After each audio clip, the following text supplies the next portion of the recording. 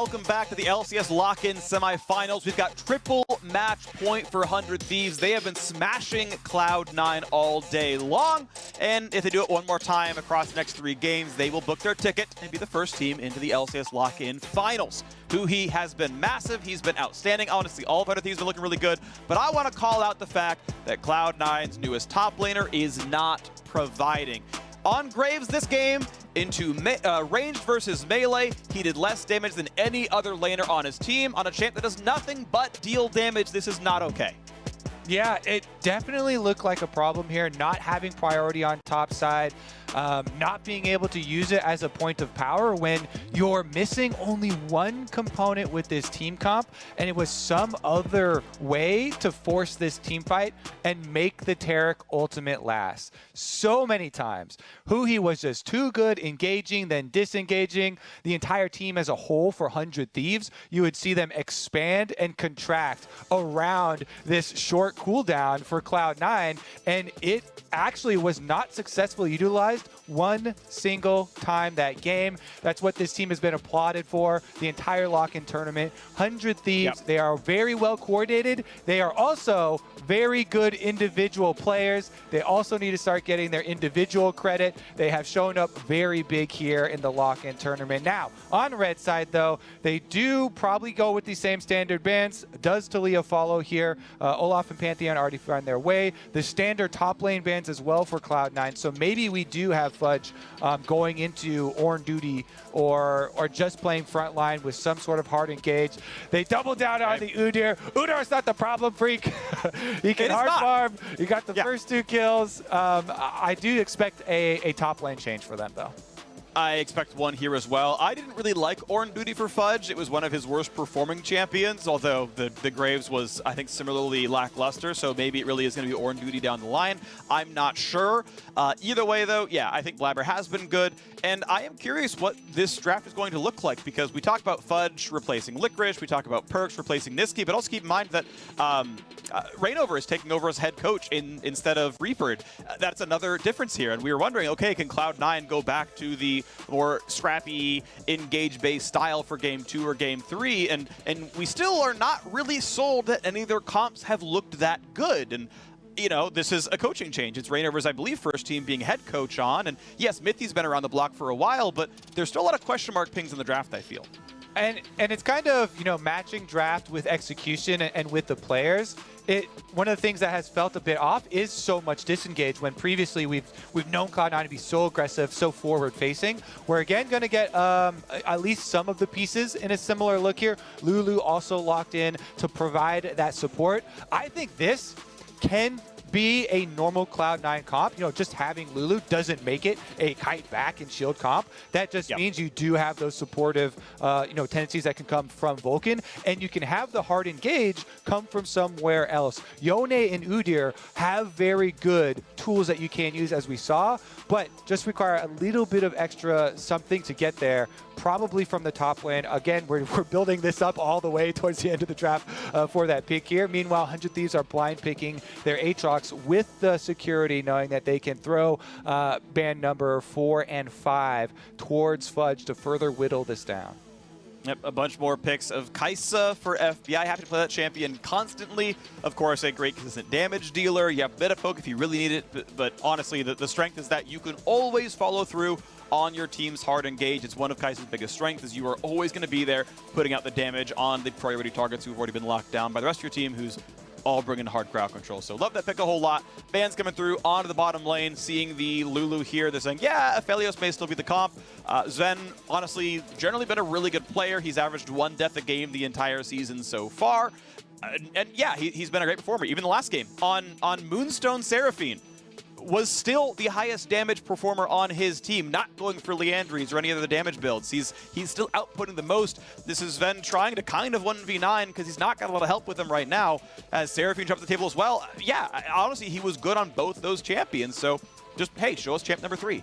He has been the most consistent carry for Cloud9. Him and Blabber have been the two power players thus far for C9, so it does make a lot of sense. Those are the two players getting 100% of the bans from 100 Thieves, Freak. Taking out those two positions and locking in the Alistar would be huge. I think that they should lock this hover in over. It takes it away from the Cloud9 side because Lulu, they've already shown they're willing to flex it around. It could still be flexed into a support role. Definitely could be. Of course, one thing to watch for is where it does go. We know the Aatrox is top lane 100% of the time. 100 Thieves is going to leave mid lane for last here. Galio is still an option when needed this time around. We are going to get Senna coming through. That champ is outstanding. Tahm Kench going to be alongside it. Not a huge Tahm Kench fan personally. Lulu is going top lane still. And it means, once again, we only really have one strong side lane for Cloud9 once mid game comes around. It is going to be interesting, and already, you know, people are going to theorize what went on in Cloud9 scrims last week that led to this kind of look for Fudge and for the team. But as you're saying, yeah, it looks like he is on Lulu duty once again. Tahm Kench at least into the Alistar does have his usefulness. Not super great overall in the meta right now, but does provide still that safety. Can trade decently well too with other melee supports. And honestly, I'm kind of looking at this Lilia pick into Udyr because that can be one of the most frustrating matchups for Udyr because Lilia does have so much control if she comes to the fight having previously stacked up the passive. If not, then Udyr can get on top, especially with the phase rush. And with Flash, you can flash on top. You can stay within range and get inside the Qs if she doesn't have her passive previously stacked up. You can get the chase down. If you can't, though, then it actually turns into she keeps you at range. So for frustratingly long with the swirl seed slowed, with the burn on you constantly, with the Qs. So it's going to have to be a pick and choose your moment here for Blabber on Udyr. And again, you expect very heavy PvE focus, especially early on from this champion. The biggest strengths for Udyr have been, you know, the adaptation of Tiger attack speed buff on top of all the Phoenix buffs that really get the most out of those Phoenix procs. Tiger, Phoenix, Bear at 4. You power clear and you get around the map getting stuff done, but even Blabber's double kill at level 4 was not enough to win the game for Cloud9. They needed even more. We are at the Rift once again. Sven here on bot lane Senna, and across the 4 AD carry Sennas we have seen so far in 11.2, it's been Kraken Slayer. It's been attack speed scaling Senna. Her attack speed scaling overall got a lot better. There's more beneficial interactions with Kraken Slayer because your Q will give you one of the stacks. And even though her overall attack speed is still not outstanding, it is a competitive build as far as solo Q units are concerned. And it's the one that the pros are using. I don't think you have to go Kraken Slayer Senna, but you certainly can, and it's fine. Yeah, and it feels the best, for sure. I like playing it the most. I know a lot of the pros also really, like changes to the wind-up there, since the attack speed is going to help and got that, slight buff as well. Let's take a look at the starts, though. We did have Blabber swapping over. You drop your ward. You can see this up in the river, top side, just over the pixel brush to see if there is, any sort of variation in Closer's path going aggressively. Swapping over to the sweeper is pretty important for Udyr early on because he's definitely one of the champions that does like doing the full power clear into gank as we saw last time around. And swapping over to sweeper gives you the confidence to make sure you're not over first trinket ward if your laner hasn't tracked it. Ideally, they can alert you to full presence if you haven't been swapping over their lane as much. But it's definitely a champion. Like, Udyr really does like using flash for ganks early on because you have such a strong farming fallback pattern. Ooh, and I gotta correct real quick. I forget if you were talking about this and I just missed it. They have a sort of role-swapped Vulcan and Sven. Apologies if I'm repeating the sentence, but it is a Doran's shield for Vulcan, and Sven is the harasser getting the Spectral Sickle out there. So it's probably not going to be Kraken Slayer or Senna after all. It's going to be, maybe a Manamune or something. But they are just getting the harass down. And they did buff the soul generation for not last hitting. That was one of the more significant, honestly, parts of the Senna buffs, even though we have still been seeing it primarily AD carry. You spawn more of the souls from minions that that you do not last hit, and you get more gold out of them.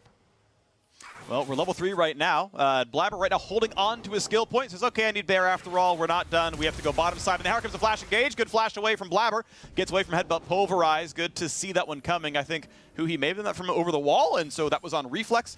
Blabber really wanted to be bottom side because C9 was pushing under the turret. They knew there was the risk of Lilia starting top side and going down there. That's nice pathing by Blabber. End of the day, though, it's flash for flash, and Huhi with Hex Flash isn't even losing that much. Yeah, that critically could have lost them all of the early game for Cloud9. If Blabber doesn't correctly flash that and dies there, that is just a complete collapse for them. So very, very good flash by him. Fudge even whittling down Someday super heavily on the Lulu this time around, keeping him in lane, pressured under tower, losing CS, but bottom is the play. Flash, nice. They force Vulcan to flash out as well. Some harass out from Sven, but Closer's going back in for this side of the map. He's already gotten all the 6 camps done, right? There's nothing else to do, but hey, let's try again with Hex Flash, see what you got there. And it's another flash burn, so well done. Someday has to take a pretty rough recall. Will have teleport, of course. He's not going to lose much, but Fudge having a much better time over here now that Blabber can be on his side of the map.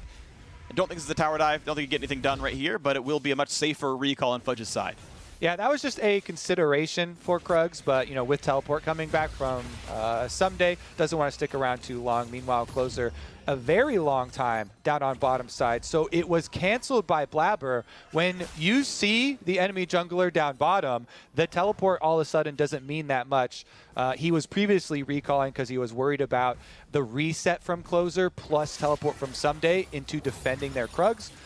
But with the reveal down bottom, you see on the mini-map, full Krugs counter jungle there for Blabber. This is the cost for Closer sticking around for the second interaction on bottom side of the map. Blabber will correctly yoink away both those camps, given the extra vision provided by his bottom lane.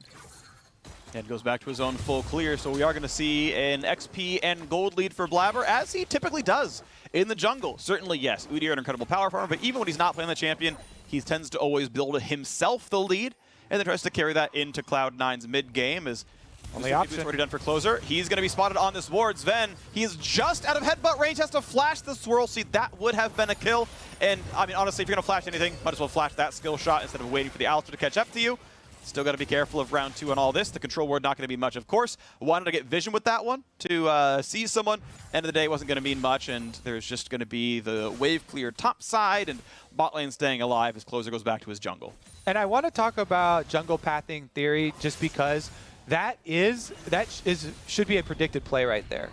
You have Blabber communicating, oh, hey, we see the non-reset from Closer on the bottom side, so I'm taking his full top side camps. He takes Krugs and Raptors. If you don't see after the reset Closer showing himself towards mid, he has to be on his bottom side camps, clearing his wolves into more bottom side pressure, and they make that choice to go for the fight. Fudge is not level 6 just yet. A very easy dive aggro pull, but Amante dropped right back out. Those globals keep happening. You ban away TF. He finds 2 more champs to play. First blood again for 100 Thieves. They're just picking on the new kid in town, Freak. Fudge is the youngest player in the LCS. Fully transformed over. Can he get away? Constant slow. Got one more. I mean, one more auto kills him. Summoner heal finally is enough. FBI waited as long as he could. Throws up the OK. It's a lot of damage dealt, but it's a minion wave dying to the turret. Of course, Vulcan was part of that chase down. And so Summoner heal for maybe 100 or so gold is maybe not a trade you love, but it's not as bad as it might look. Blabber, thankfully, because of the bot lane pressure, because of the top lane gank, finally, I think for the first time all series, gives Cloud9 the first dragon. And it's all in credit to Sven and Vulcan. They have played that bottom side without pressure so freaking well. Here's another look at the top dive. The mechanics on it are very easy to pull off, so we don't have to restate those. Just root right there from Demonte into 100% certainty on your death for Fudge. He knows he's not going to burn his flash. He's completely dead there. That is trump cards that you have, 3 people realm warming up to the top side. And what it means, though, is going to be more important. Full top side invasion for 100 Thieves. Closer gets to take some camps back from Blabber, who had controlled full income here for the jungle matchup because of the top side focus that Closer had spent so much time there inefficiently trying to deny Cloud9's bottom lane. They did get the flash out of Sven, and Vulcan had to use his way earlier in the pressure, but I still think big props to Cloud9's bottom lane for avoiding disaster down there, for absorbing so much pressure. Now it has started to surface in a CS difference, but Vulcan had been staying quite competitive in the first couple of ganks, and it's only after that last big double wave was denied to them that they really started to fall behind. Plus, they're still getting a lot of value out of Senna increased soul generation down here. Sure, they're getting value, but you can see the gold difference has just been growing over time, and that's with top being competitive, with jungle being a lead for Blabber. It is a 1,000 gold lead, 400 above what you normally get from the first blood and the assist. So it is 100 Thieves winning in the farm game, and it's showing even despite support gold income and everything else going across. Money is in 100 Thieves' pockets. That's being answered by a dragon, but probably still 100 Thieves favored. And they've been playing every mid-game better, regardless of how the early game has been going. So Closer now getting the Herald as well, as Top Scuttle was already on their side. It's going to feel pretty comfortable. You've got no one coming around to stop them just yet. Devontae roams to help make sure it's going to be safe. You've got Someday coming down to do the same. And just for good measure, FBI and Huhi were on the way up. They see that no one is answering. They're going to go back to bottom lane to grab their own wave. They'll lose maybe a minute or two. Otherwise, not much of a problem. Closer going to pop that eye. Yeah, that's what we talked about in game number 1 for 100 Thieves. How this focus is so effective because you don't have to swap your support up for these Rift Heralds. These are the cash money Rift Heralds. You get early 9.5-minute Rift Herald based off of your top pressure that has been a constant in this series, and you're able to do it without giving up anything on the bottom side. Just huge pressure generation for the early game, because it's not just about, yes, there's still turret plates available, we can cash in, but you also get the wave paid just to finish off these early turrets. You get so much extra pressure that you can start knocking down the dominoes from top side, start opening up the jungle to a little bit deeper wards because you get so much extra turret damage. And here we go. Big flash play, chomps up, but they're going to still find the rest of the engaged. Sven has nowhere to go. That cloak is not going to matter at all. He's stunned. The ult is just too late. FBI grabs the kill. 2-0 100 Thieves in a straight up 2-on-2 kill. Guess what? So much bot lane focus early on. As soon as they hit level 6, the old Alistar plus Kai'Sa full engage. This is a double stacked wave as well. So at the worst time here, now Cloud9 get denied tons of minions. They bring down the Rift Herald. This is a collapse though. Blabber's heading over on Udyr. Do they want to teleport Perks in as well? Is enough to kill Vulcan. The ult comes back out for the shield. He's going to be living quite a while. Huhi is low. FBI's under 300 as well. Vulcan's going to live. Closer's going to die. And this chase on an FBI should be enough. 2 kills picked up. Perks has arrived as well. The ult to get the kill steal. And this was a bridge too far. Cloud9 roamed in time. And that dive is a 3-for-0 to Cloud9. Yeah, they actually would have loved to not use the teleport since they held on to it for so long, and Blabber could have finished up the kill. But since they did start channeling it, since it started going so well, might as well give the extra money over to Perks for expending that. It does leave a vacuum in mid, though, with mid for Cloud9 teleporting down bot side. Guess what? Fudge, you better be worried. Look at that mini-map. Demonte started roaming up immediately after pushing in that wave due to the extra teleport down. And you have to know that the Rise teleport is now going to come up quicker. Here's another look at the dive onto Vulcan, though. He's able to get off his gray health and buy so much time so that they even have to flash back in to try and finish him off. He still lives here, and he's able to just completely bait in the rest of 100 Thieves. The rest of the minions also cleaned up for the squad, even with the slightly unnecessary teleport. Here we go. Closer gets slowed. They're going to find the root on Huhi as well. Doesn't have his ulti, so he doesn't have a good way out except for reinforcements making it dangerous. He's stunned up. Blabber's from the front line. They can't finish the kill. And they're going to have him run away as fast as they can. One more auto would seal him almost, but they can't find that one either. Couple of slows don't mean enough either, and Cloud9 going to walk away, nearly getting the kill on Huhi, but the Tom Kench ult does not result in extra gold income. And that's a huge relief for Cloud9 that they're able to get that Rise teleport down. That was the big swinging factor from the last fight where they were going to be worried about the next play. But again, good evasive maneuvers on bottom side. Blabber turns tail. They don't overextend for the Huhi kill. He lets Huhi go. He escapes with his life, allowing them to reset and get this. Well, can he get the crab? Looks like it's going to be claimed. Now the time to run away is, it's now. 500 gold lead back on Cloud9's favor. Dragon is alive, and Aatrox is already here. So 100 Thieves saying, look, this is the play. We're going to get Dragon number 2. Going to make sure we can claim this one. You can see Cloud9 recalling on 2 members right now. They're going to give this one away. This is going to be an easy, clean pickup on the Dragon. A tight gold game overall, and I got to say, I'd probably value farm on Kai'Sa more than I value farm on Tahm Kench, so I'm not even sure the scaling is decent on Cloud9 to say the least. Rift Herald will not quite one-shot the turret, but FBI can get the rest of that no problem.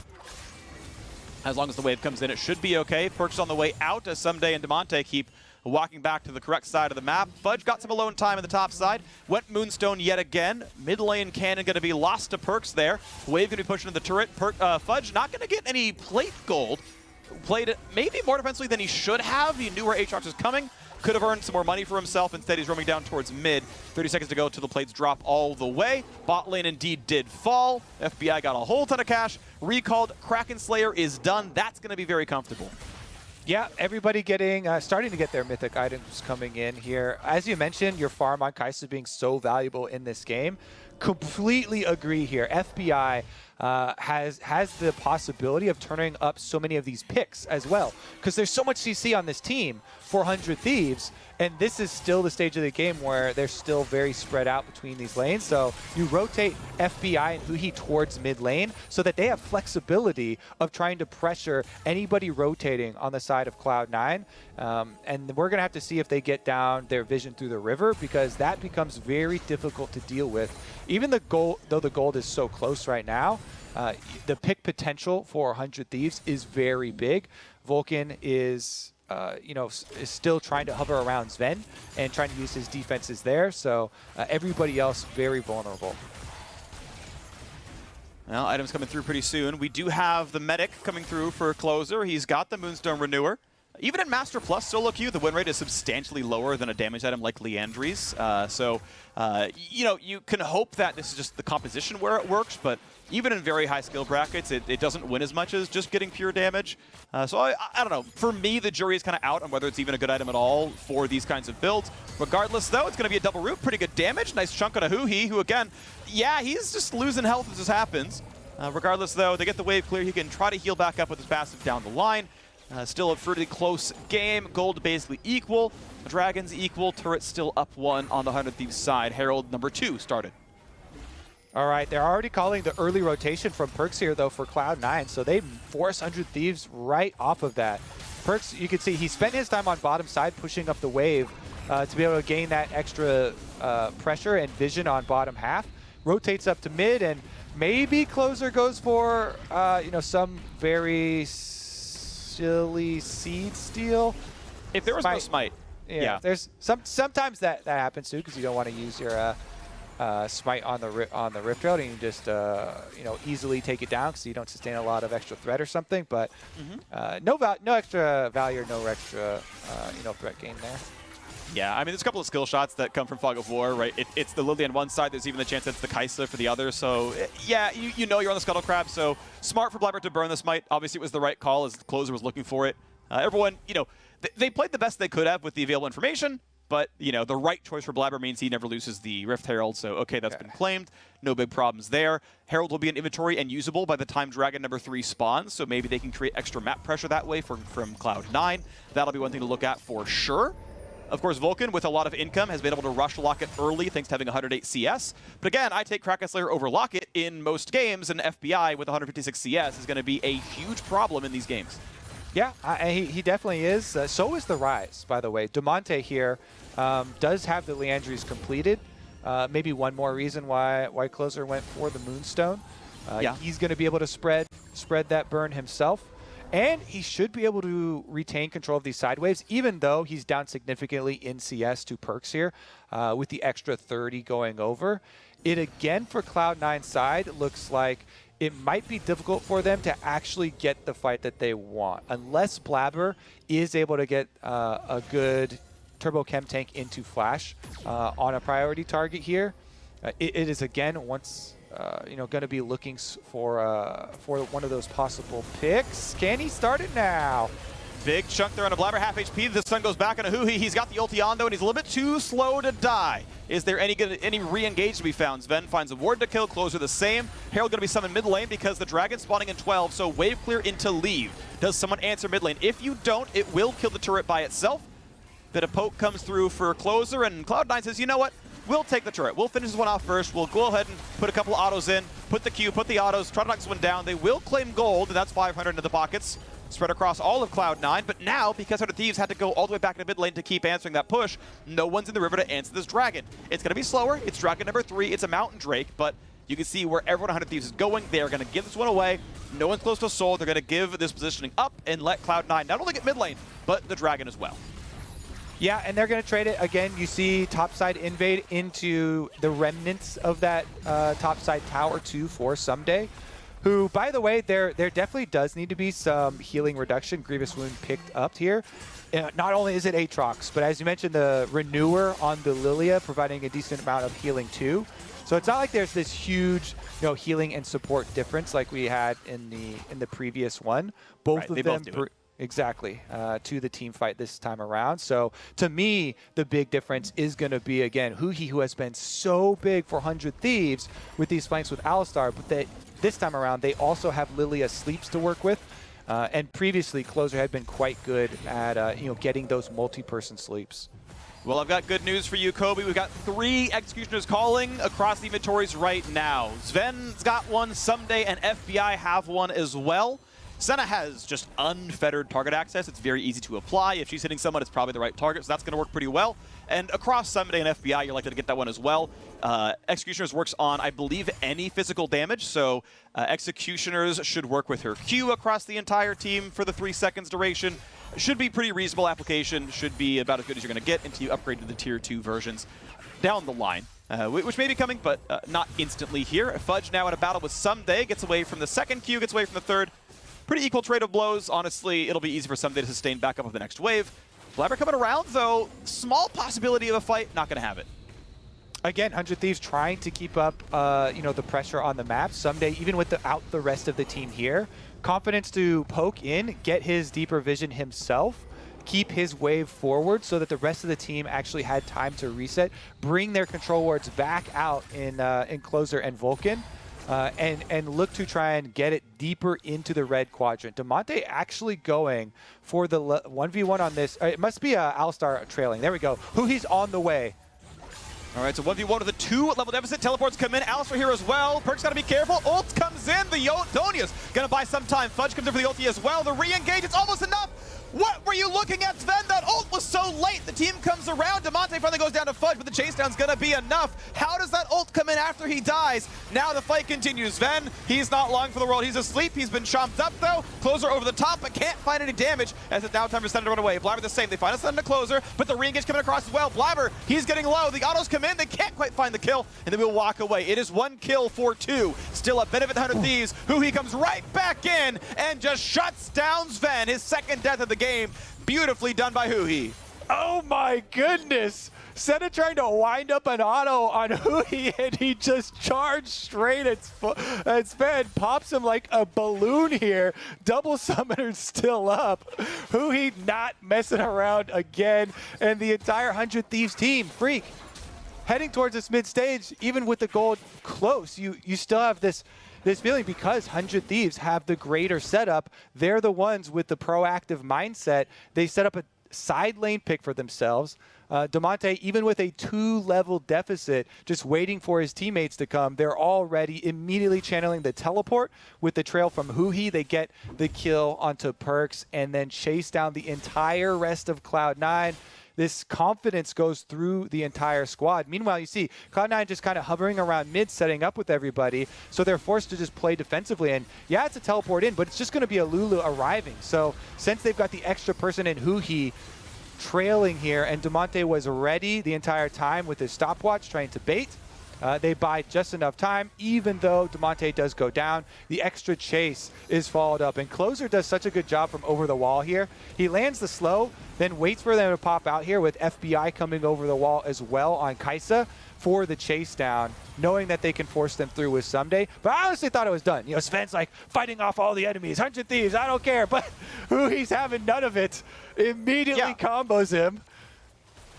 And I guess Sven is saying, okay, I have flash. If you headbutt, I'll flash to dodge and we'll kill you on the re-engage. But he's like, nah, flash Q, it's good enough. And you know, happy to burn the cooldown. Yeah, try and do it. You know, maybe as well. I don't know what the cooldown on Tahm Kench Devour was, but communication there. Either way, with the Q flash, able to pop him immediately, and there's no time for Cloud9 to regain any sort of footing. All right, 2.3 thousand. Easy kite away for Demonte with Phase Rush. I will say, though, I think this game is going to hinge a lot on perks. As the gold gets worse and worse, there is a level difference that needs to be pointed out, which is the level 15 Yone to the level 13 Rise. Yes, of course, Aatrox is catching all the side lanes on the 100 Thieves side. That's kind of the more apt comparison. But Yone has a bunch of gold. He's got a Lulu to buff him up. He's got a Senna to buff him up. This comp is basically perks and friends. And he's got to be the one that gets it done. Very good farm. 266 is the highest in the game. Level 15, highest in the game. My eyes are on him to be the carry that Cloud9 wanted him to be when they got it from G2 at the start of this year. Definitely agree. We're going to need to see the big carry out of perks here. Rest of the squad hasn't had the DPS to do it. Baron started up by 100 Thieves. They want to force it. He has Hex Flash. Watch for the turn. Watch for the turn. Watch for the re-engage as well. He's going to come in. Double knock up there on the front line. Perks has to kite away with Q3. The Senna ult comes in, finds a couple of targets. Closer kites around. When Sleep come through? Not just yet. They're going to wait this one out. When's the re-engage come through, though? Someday going to be rooted. This could be a very big hit. He's going to lose a lot of health. Has to flash. Here comes Yone over the top. It's one so far. The re-engage isn't going to be enough. He's running away for his life. They'll find a second, though. And it's time for Cloud9 to keep on going. The heals keep pumping, and the kills keep coming across. It's 3-0. Cloud9 in the 5-on-5 completely smash 100 Thieves. And it finally works for them, Freak. They're able to sustain through the fight. Cloud9 re-engaging on the flash bear slap from Blabber, chasing the rest of 100 Thieves down. That will be a Baron as your reward, unless we have Closer with the craziest of steals. Does not have flash, cannot smite, can only go for the E. There's no smite! Oh, that was still scary. It went down to 98. Closer, I believe in Fog of War, timed the E within 100 health. Threw that seed on there. That was definitely a clincher, but Cloud9 are able to get it, and now they can breathe easily. Dragon number 3 plus Baron at their hands. Time to get that money. There you go. There's the pickup. Dragon number 3, one away from Soul, and suddenly your team is so tanky when you've got Mountain Soul alongside all the supports on the squad. Mikhail's already in for the Lulu, still going more supportive. Perks is catching the waves. He's got to be the one to carry this team across the line. All right, so Cloud9, they're waiting. Wow, 100 Thieves grouped up inside the Baron pit. They do take the initial engage, and it is a good kite during the Lilia ultimate. You see Perks there, unharmed after both Alistar combo is down and Lilia sleep. So they know nothing left to fear. They sustain through the fight. Senna heals coming through. Lulu Fudge finally gets to do his job, just buffing up his teammates for the chase. And Blabber just living the Udyr dream life, where you constantly have the heals, shields, and speed being applied to chase down your foes. Then there's no problem picking up that Baron, despite how close it was to even a tick of dot damage, stealing it away. There we go. Damage last team fight. Actually, big numbers again out of Sven. It wasn't really so much Perks as everyone else, but now, once again, on to He's got to run backwards. Alistar makes him very tanky, able to walk away pretty cleanly. So no problems right there, and I got to give credit. Again, 3 games in a row. Sven seems to be, no matter what he's on, no matter how supportive his champion, he is the one putting out the numbers in every single one of these fights. Very, very well played to him. Even if Perks is getting the XP, it's still Sven putting out the numbers. Yeah, I mean, the changes to the soul generation for support Senna, the increased gold off those souls as well, he is putting it to use. And remember, Sven was one of the best Senna players that we had last year as well. Definitely showing up for Cloud9 here. Flash engage for Closer should be a two-man sleep. His health bar very, very low. Sentinel comes on the top, doesn't do whole lots of stuff as a three-man knockup comes through for Hui. Into the back line goes FBI, but Lulu won't gonna kite that one away. He's got a flash, but he's gonna get chased down. You're gonna die for this one. Sven's gonna pick that one up. The chase down comes in. They're trying to knock down Sven, but he's kiting it just too well. Still one goes through. Closer picks up that kill, trying to run away. Someday finds a second, and suddenly this Alistair will not be stopped. Blabber's gonna fall as well. You forgot about the Aatrox carried. He did all the work there. What a good call from 100 Thieves. They fully engage on that because Perkz is so far away with no teleport for Cloud9. They can force them through 5v4, and Closer's willing to flash, use his stopwatch for it, knowing that Hui can get the secondary engage, and they fight before Perkz is able to arrive for Cloud9. 100 Thieves. Right when Cloud9 had just taken full control, Baron buff and Soul Point on the table for them, they take it away. Damonte now trying to do the same to Perkz. Level deficit. This is tough, though. He's got enough to kill him. He's dead, he's dead, he's dead, he's dead, and now it's time to run away. Can you get away? Closer gonna look for the swirl seed, gets the slow, gets the smite. Perkz gonna have a hard time with this one. Closer has the ulti, doesn't have to burn it just yet. The rest of the combo comes across. There's the wallop, there's the shutdown. Still 2 minutes away from any objective. Assist gold's gonna feel pretty good. We can see that Perkz can win his 1v1, but not the 1v3. All right, this one's definitely going to get tense here on the next dragon. Let's take another look at it. So, minimap, as I said, Perkz is all the way bottom side on that minion wave, so 100 Thief comms are just yelling for it. 5-on-4 chance. This is it. They've got Baron buff, but we have the numbers. Teleport in. Double forms of engage, and they finally are able to chase down Sven through all the shields, through all the heals. Someday goes to finish him off, and with that, the damage is gone from the Cloud9 squad. Yeah, Tanky Udyr just not going to put enough out there. Honestly, his damage spikes at level 9. You get rank 5 Phoenix, and then it just falls off a cliff as you scale nothing else. Your Sunfire upgrade was done a while ago. They start ignoring you as health bars and magic resist just get bigger and bigger and bigger, and suddenly you can ignore the champion. Yep, Sven was the damage output, and they dove him, and he died, and Perkz wasn't there to follow up the rest, so well done. Dragon up in 50 seconds. Baron buff has timed out. Items come across. We are within 200 gold of these teams. The gold has gone back and forth and back and forth, and this is match point. Keep in mind, Cloud9 cannot afford to lose this game. 100 Thieves can't really afford to lose this dragon. I don't think they ever win the game when C9 gets Mountain Soul. They're trying for a dive in the mid lane. Someday they're very, very, very tanky. They will get the turret instead, but they are far away from this dragon still. They've got to make their way down pretty quickly if they want to make that play. But right now, they don't seem that interested. Yeah, they still have so much sustain for themselves. They can just power through, turbo on this secondary turret, and then rotate over through this Vision. This time around, they've got Vulcan and Blabber to face check Vision. And 100 Thieves, they know they got that last teamfight victory out of a misposition from Cloud9. Perkz bottom side with no teleport. This time around, all 5 Cloud9 members are there. Someday's in a position to flank, but it still will be hard to crack through. Eyes on Perkz, eyes on Sven. The 2 big damage dealers for Cloud9. Smite fight might be there. It's going to be picked up just in time. This is going to be a tough fight for 100 Thieves, but can they make it work? Fudge on the front line has to run away. He's got to run. He gets jumped up by Tom Kench. He's running. He will be traded 1-for-1 so far. Closer burns the Zonia's Hourglass. Blabber left alone. Gets the shield in time. Flash to safety. Closer is going to fall, and the Mountain Shields are going to come back. 100 Thieves have to get out fast. And a great ult for the Monte. Pops it, then runs away, gives his team some safety. But the jungler is dead. Cloud9 in a 4v3 can run right at this Baron. Yep, that's got to be it. Cloud9 with the Dragon Soul as well as the Baron now. This time around, 5-on-5, they're able to kite it out. Nobody could get on Sven. Nobody even got on Perkz. Fudge, yes, he does drop, but that is the casualty you are willing to make, Freak. Both endgame buffs now for Cloud9. They're not done yet. They're making the first step towards their reverse sweep in game number 3 here. They have set themselves up with a huge, huge advantage.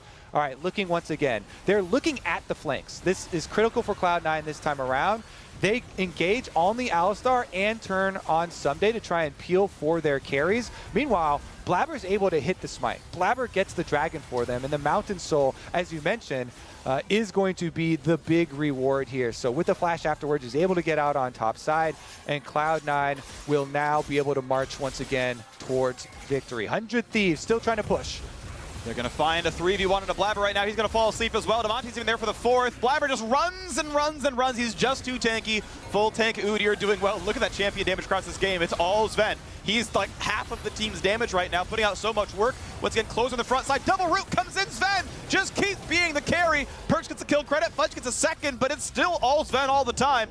As Mortal Reminder comes through to cut even more healing. And at this point, there's just no more team fight to be had. They're just too tanky. Yep, they've got too many heals and shields and speed, Freak. Blabber here, gonna get the buffs once again for Lulu. You gotta watch out for these tower dives. He'll run straight at you with the Baron buff. Cloud9 forcing down through this inhibitor. 20 seconds left on both Huhi and Closer. Don't think they want to risk the tower dive here, but it looks like they are gonna continue the push. How much damage can they get? Can get a lot right now. It's still 10 seconds on respawn time. Result comes across for a shield for the dive to be a little bit easier. On to FBI they go. He ults for a bit of safety, but there's still Blabber right in front. Goes for damage, can't quite find enough. Someday re-engages now as Uhi's alive, and now they've got Closer as well. 5-on-5 inside the base. Baron buff still on for a while. Mountain Drake obviously still quite nice as well. Here comes a re-engage for Huhi. Gonna get chomped up, though it's not a kill on a Senna. Closer goes in, gets the sleep onto everyone he possibly can. Is this gonna be enough? Vulcan to the front line, gets the big shield. Perkz on a rampage, finds that kill, but it's traded back now. 1-for-1, 4v4. As Blabber's gonna get dropped down as well. A Polymorph might drop down someday, but he's still just too big. And Rise brings in reinforcements. A triple kill for FBI. And Zen has to find some way to run away from this one. He's gonna get as far as he can, as fast as he can. But that fight was a 3-for-1. He's gonna sidestep, deal some damage, but the flank is still coming. Huhi might not win this one. They might not stop the recall. FBI's gonna find him and not get him in time. So it's gonna stop the bleeding at only a -2 on the team fight. But Thieves can still battle back.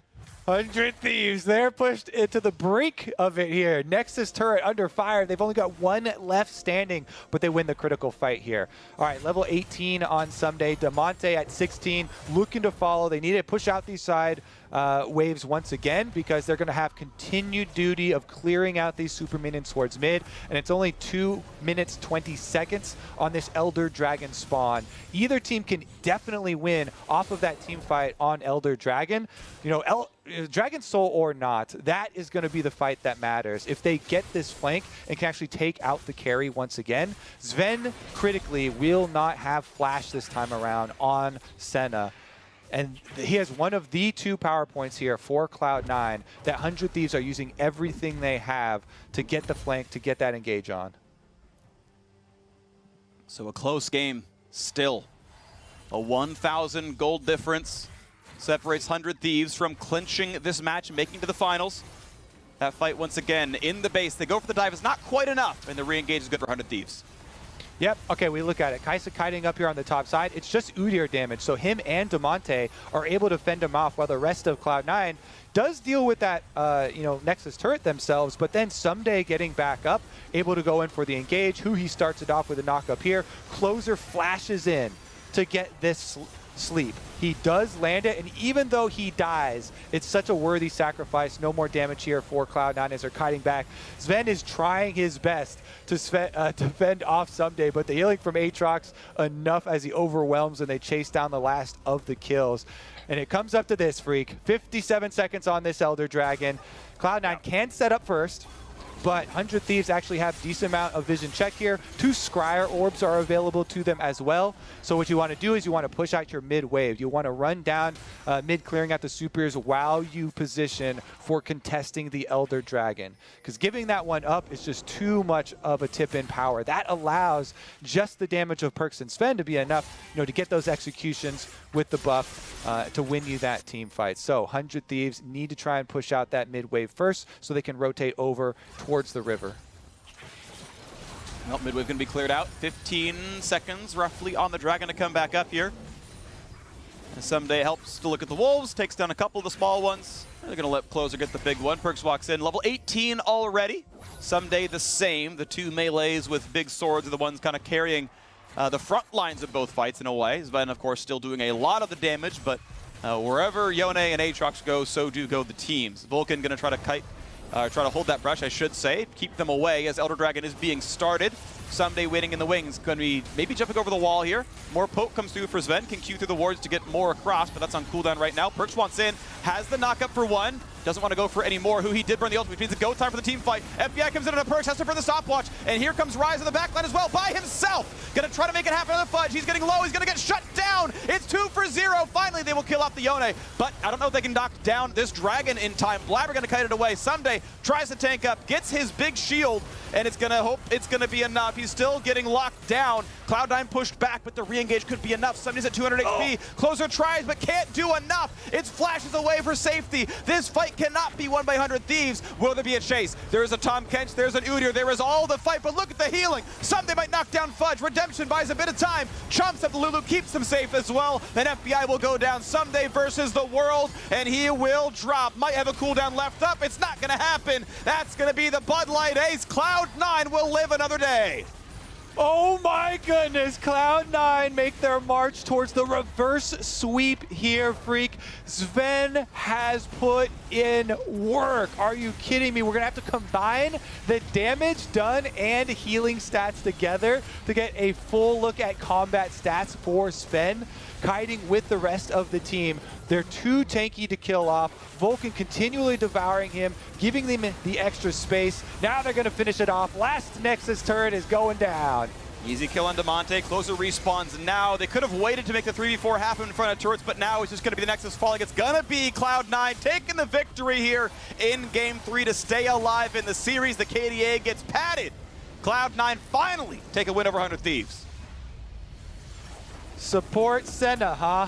Sven making that look good, because in that last fight, the focus on 100 Thieves was on killing Perks. Since he E'd early, he was attacked inside the Dragon Pit. They had Kai'Sa ult in on him, trying to burst him down, buying time with the stopwatch. They still finish him off, but the 4-member squad of Cloud9, kiting back, protecting Sven, keeping him up, and with the constant long range plus slows, he's able to whittle them down. They can't sustain through this chase, and Cloud9 scrape their way back into it. Yeah, I mean, just an incredible game overall. Very scrappy, back and forth. Thought it might have gone 100 Thieves' way after all. I have to give credit again to the great smite from Blabber back in the previous Dragon battle, just to guarantee the Mountain Soul, because that was like a 4v2 on the other side of the fight, and he walks up and he's like, yeah, boop, we're going to take Soul, we're ready to team fight now. Like, that was what let them get the Baron, crack the middle inhibitor, and get the lead they even had. An incredible bout now between these teams. Sven is putting the entire team on his back. Incredible by him. He's got some help, but it's so much from him right now. Regardless, a very good series. We're going to Game 4 pretty soon, but we are going to step away. When we come back, we're going to break down that win at State Farm Analyst Desk, so stay tuned. I didn't order a pizza. I know. But that Parker promo saved me so much in my insurance. I brought you a little something special. Parker, State Farm offers everyone surprisingly great rates. You're the man, man. When you want the real deal, like a good neighbor, State Farm is there.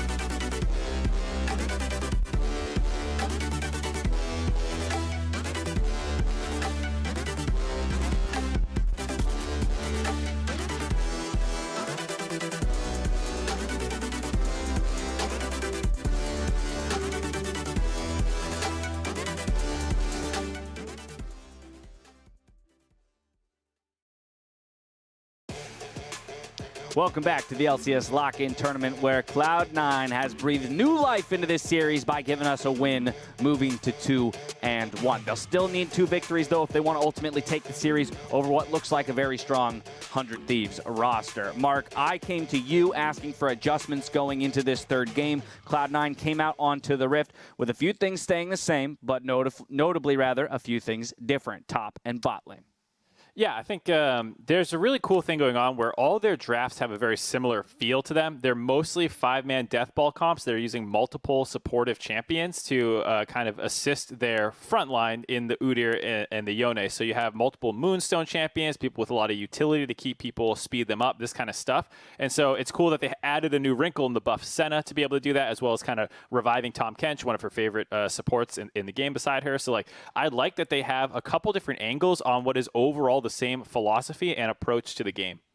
Right. I think a few of the problems they ran earlier when they're trying to do Lulu top was that when one person got caught out, they died. But they adjusted that for this game by adding in a Tahm Kench. If there's any support that can save a character, it's Tahm Kench, right? So originally I disliked it, but then I realized what they did was they set Senna as a support, and Tahm Kench was actually the one farming.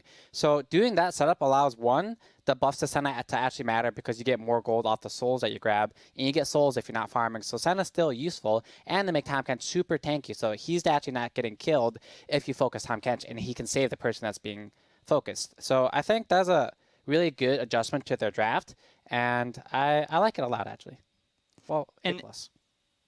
Okay, and in this kind of draft, I think the biggest difference is, I'm in agreement with Mark that this was kind of similar where they have these enchanters and they have the front line. They just want to fight as a five-man ball. The biggest difference this time is that they actually held the line the entire time. They weren't too far behind and getting snowballed on.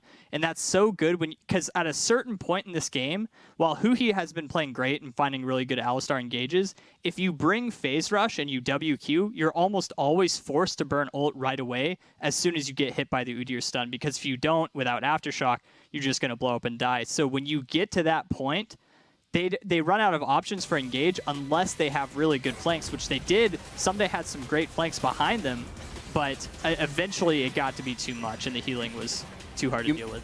You mentioned the need for Cloud9 to keep it close, and while 100 Thieves for the first few plays did come out the beneficiaries of their own moves, this was the first real stab that they took that was a complete miss. 3 quick kills going over to Cloud9, and again, kind of resuscitating them in some ways, Mark, to roll forward into the rest of the series. Yeah, I mean, things were not looking great prior to that. There have been some kills in the bot lane. Again, I think it was 2-0 in 100 Thieves' favor, but that kind of stalled things out. Things weren't going great in the top side, but now the entire game evened out, and now you can see the power of their comp, these 5-man death balls. Like, look how exposed Blabber is during this team fight, but then he just gets healed up, he's topped off, and he's never actually scared of going down. He can flash back in and find this re-engage. And so, once again, 100 Thieves went for the cute kind of TP to Baron, and we see that C9 is learning over the course of the series.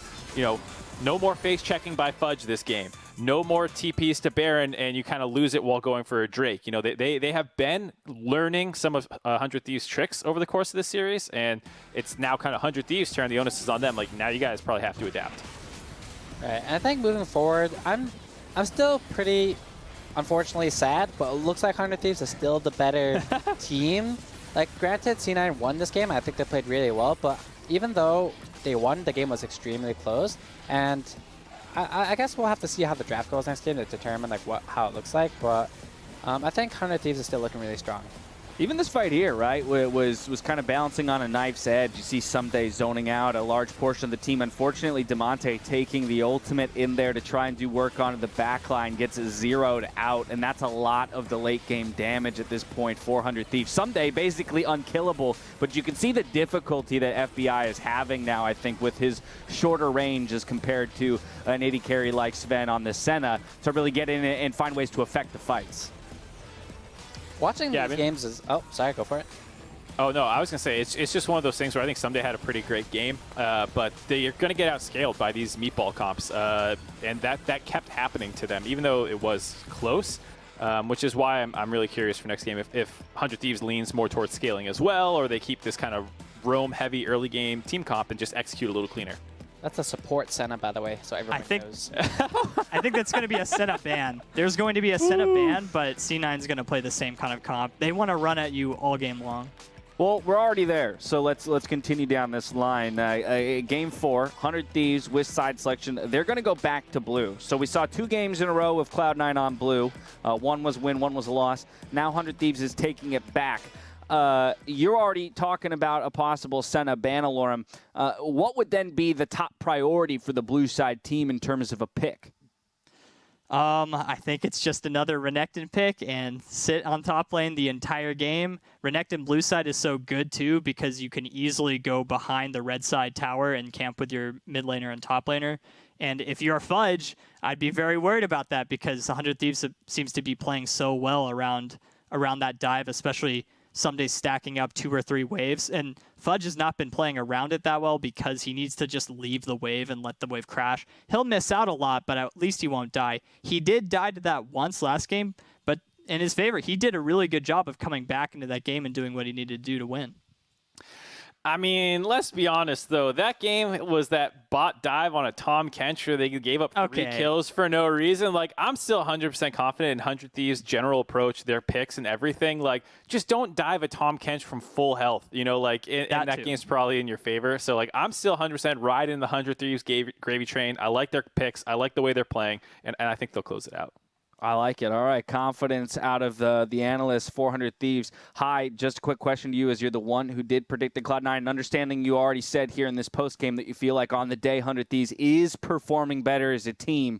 What can they take from Game 3 rolled forward into Game 2? Maybe assuming that Senna ban. Is there anything else that kind of falls in line there that they might be able to kind of create the same success from Game 3 to Game 4?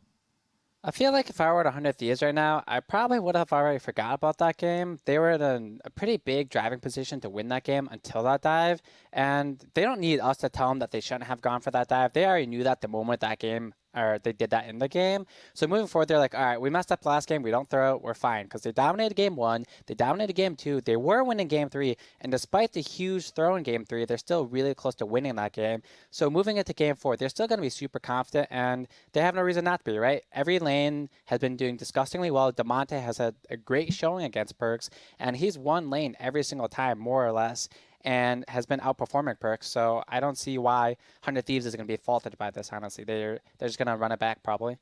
Well, we managed to get ourselves a Game 4 in this best-of-5 semifinal, and it's coming up right after this. We'll see you soon.